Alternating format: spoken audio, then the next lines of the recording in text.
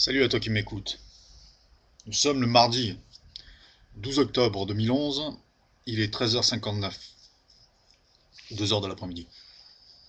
Aujourd'hui, ce sera la naissance d'un concept qui est un peu similaire au principe de la radio. Je vais réagir quotidiennement à l'actualité. Une actualité, une qui sera tournée sur la France, que ce soit dans le domaine de la finance, de la politique ou de l'économie sociale, et une qui sera tournée sur l'étranger et qui touchera les mêmes domaines. En amont, ce qui m'amène à élaborer ce concept, c'est la situation que nous vivons depuis ces 20 ou 30 dernières années, situation qui a produit de manière accélérée un contexte de soumission, de servitude et de docilité vis-à-vis de ce que j'appellerais la haute finance. La haute finance, elle a racheté tous les médias les plus importants, presse, journaux, radio et autres. Ils ont installé des journalistes dociles, serviles, et ils ont dit à ces journalistes, vous ne ferez pas de l'information, vous ferez de l'intoxication et de la désinformation en direction de la masse que nous sommes. L'intérêt des gens qui nous dirigent, ce n'est pas de nous élever vers l'intelligence, parce que s'ils feraient cela, on serait une menace pour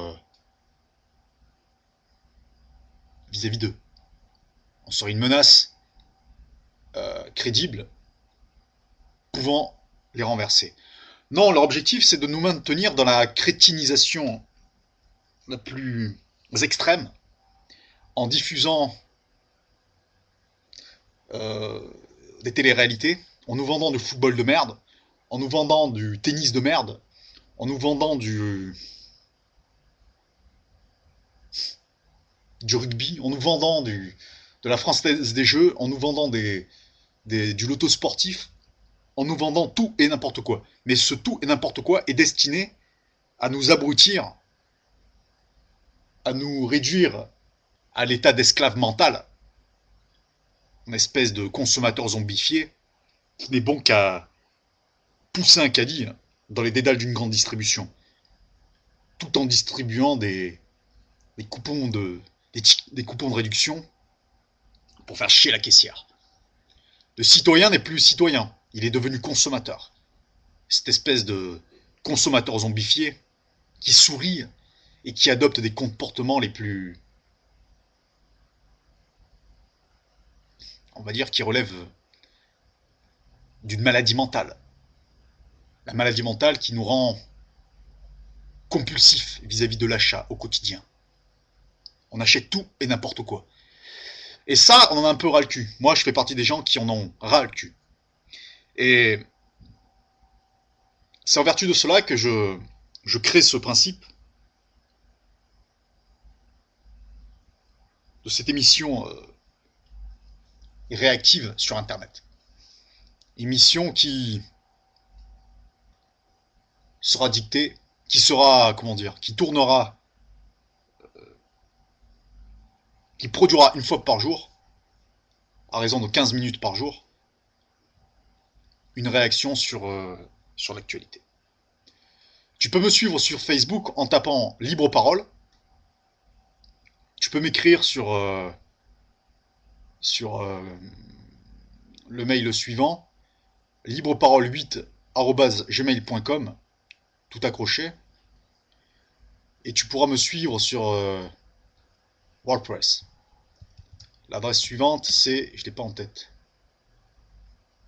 c'est, attends, 2 secondes.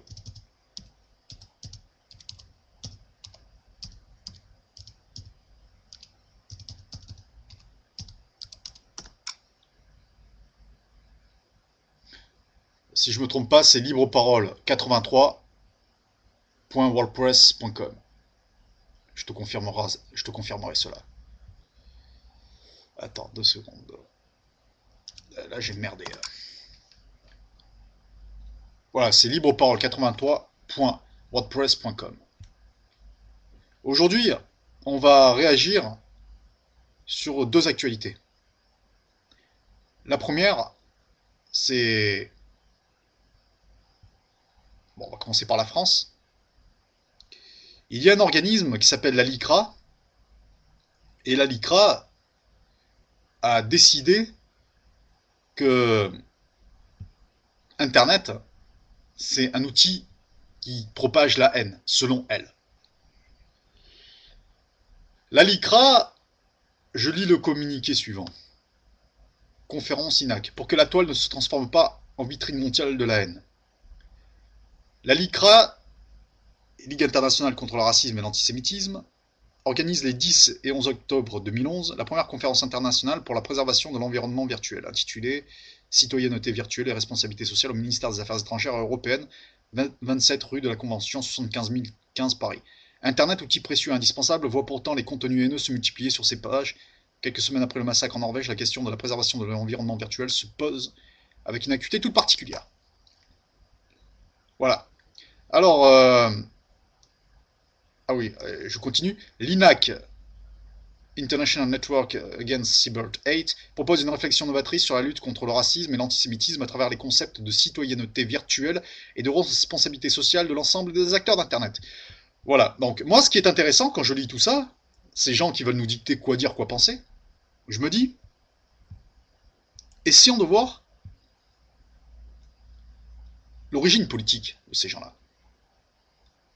D'où ils viennent. Comme dit l'adage, on reconnaît toujours l'arbre à ses fruits. On reconnaît l'arbre à ses fruits. Donc, moi, c'est ce que je vais faire. Il y a un journaliste français, qu'on l'aime ou pas, c'est quelqu'un de très intelligent, qui s'appelle Éric Zemmour, qui avait dit la chose suivante à travers une vidéo au mois de mars 2010. L'antisémitisme le plus puissant n'est pas en 40, contrairement à ce que l'on croit aujourd'hui, celui de l'extrême droite et de l'action française. Le plus virulent dans les années 40 sous l'occupation, c'est l'antisémitisme de la gauche pacifiste, de Laval et de tous les autres. L'historien israélien Simon Epstein montre que la plupart des collabos viennent de la gauche pacifiste, socialiste, radicale, antiraciste. Il note tous les discours qu'il faisait à la LICRA dans les années 20 contre l'antisémitisme et le racisme. Et tout cela sont passés à la collaboration. Voilà. C'est intéressant. La LICRA, qui se présente comme une organisation antiraciste, pour ne pas dire communautariste, n'est-ce pas? Ce qui est intéressant, ces gens-là, c'est que toutes ces organisations qui sont payées par l'État, qui reçoivent des subventions de l'État, et qui se conduisent un peu comme la police de la pensée unique, comme une police politique en Roumanie, toutes ces organisations ont décidé de nous dire quoi dire, elles ont décidé de nous surveiller sur nos façons de penser, vis-à-vis de nos façons de penser, d'être et d'écrire. Pour eux, il y a des limites à ne pas franchir. Ils disent être pour la liberté d'expression, mais en fonction de leurs intérêts, pas en fonction de nos intérêts. Ces gens-là ont décidé de mettre au pas la classe moyenne populaire qui ne pense pas comme elle. Désormais, pour nous pourchasser, ils vont pas nous persécuter comme la Securitate en Roumanie, sous Ceausescu. Non. Ils utilisent l'arme de la justice pour porter plainte qui nous amène ensuite à une mort sociale. Et ils te clouent au pilori si tu ne penses pas comme eux. Ils se servent du prétexte de l'antiracisme pour chasser les gens qui ne pensent pas comme eux. Ils s'en foutent royalement de l'antiracisme. Ils s'en foutent royalement. Ce n'est qu'un prétexte politique destiné à servir les intérêts de l'État, de la haute finance, afin de persécuter la classe moyenne et de la maintenir au pas. C'est ça la réalité. Et l'antiracisme n'est qu'un prétexte. Les véritables antiracistes ne sont pas chez ces gens-là. Eux, ils se servent de l'antiracisme pour coller une étiquette et des gaz incapacitants vis-à-vis des gens qui ne pensent pas comme eux. Mais l'antiracisme n'est qu'un prétexte. Et pendant ce temps-là, eux, ils occupent toujours les meilleures fonctions. Ensuite, on va traiter de la deuxième actualité, les États-Unis. La crise financière aux États-Unis. Les gens commencent à se révolter, ou du moins à manifester. Alors, je lis l'article, un extrait d'article qui a été diffusé par Radio France Internationale. Juste un extrait. Hein. Donc, les indignés américains entament leur 4e semaine d'action à Wall Street. Le mouvement des indignés new-yorkais entame sa 4e semaine d'occupation d'une place du quartier financier de la cité nord-américaine. Au total, 68 villes américaines ont déjà rejoint un mouvement qui a trouvé de nombreux soutiens auprès des communautés religieuses. Une journée de mobilisation mondiale est prévue le 15 octobre 2011. Les protestataires réclament une taxe de 1% sur les sociétés américaines qui profitent de la crise bancaire et financière. Voilà. Bon, le reste, c'est pas la peine de lire. C'est bien, ça bouge aux États-Unis. Par contre, il est toujours bon de savoir si ce n'est pas les services de renseignement ou l'État américain qui infiltrent le mouvement de ces indignés pour mieux les court-circuiter ensuite. Et pour mieux étouffer dans l'œuf toute contestation. Parce que l'État a toujours plusieurs longueurs d'avance. Et il anticipe vis-à-vis des révoltes à venir. Pour moi, la véritable révolte à venir, elle ne viendra pas des bobos new-yorkais, ou des hippies, ou de je ne sais quoi, ou des gens qui ont une façon de penser, tu vois, bien propre sur eux. Non, la véritable révolte, elle viendra de la classe moyenne populaire américaine, WASP, ou sous-prolétarisée, ou des Afro-Américains qui vivent dans la merde, ou des Latino-Américains qui vivent aussi dans la merde. Elle viendra de là, la révolte. Aux États-Unis, je vous invite à lire 2 bouquins majeurs. Il y a un bouquin qui s'appelle Les secrets de la Réserve fédérale qui a été écrit par Eustace Mullins, et un autre qui s'appelle Le complot de la Réserve fédérale qui a été écrit par Anthony Sutton. Ces 2 auteurs nous expliquent que le réel pouvoir aux États-Unis n'est pas l'État américain, mais c'est la Réserve fédérale. La Réserve fédérale, c'est la banque centrale privée, je dis bien privée, qui est contrôlée par... son actionnariat est contrôlé par un cartel bancaire, par les plus grosses banques des États-Unis. Le rôle de la Réserve fédérale est de contrôler l'émission monétaire et la dette américaine, contractée par l'État américain. L'État américain, quand il a besoin de s'endetter, il endette auprès de la Réserve fédérale américaine, qui est privée, je dis bien privée, non pas sous contrôle étatique, bien qu'elle porte le nom de la Réserve fédérale, elle n'a rien de fédéral. Elle est sous le contrôle, comme je disais, de cartels bancaires. Ces gens-là prêtent l'argent à l'État fédéral américain.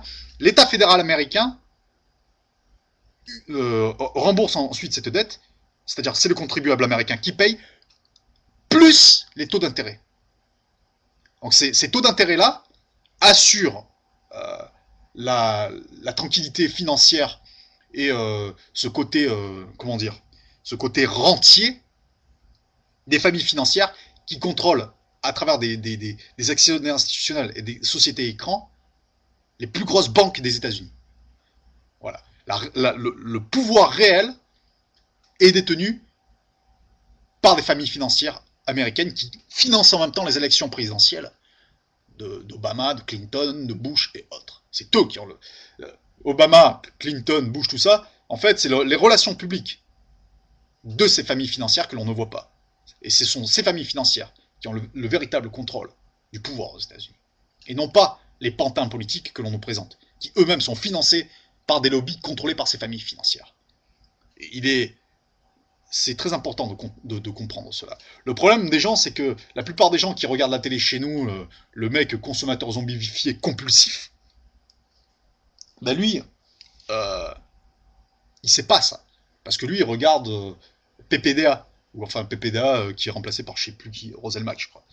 Lui, il regarde ça. Le truc, c'est de lire, d'aller à la source de l'information qui est souterraine, et d'aller lire des auteurs tels que Mullins ou Sutton pour mieux être armé psychologiquement pour combattre les gens qui nous dirigent. Voilà. C'est ma première vidéo, et il y en aura une autre demain. À la prochaine.